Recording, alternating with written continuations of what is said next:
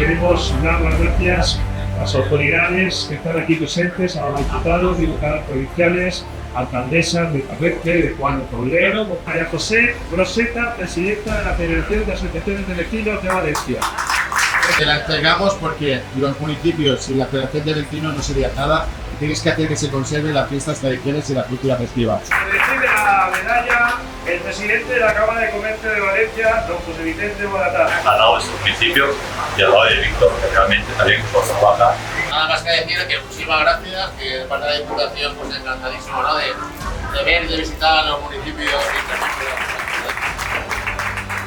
Quart de Poblet es nuestra casa y siempre que queráis podéis venir aquí porque somos un municipio muy acogedor, muy integrador, muy participativo y bueno, prueba de ello es esta fiesta, que es nuestra fiesta más importante.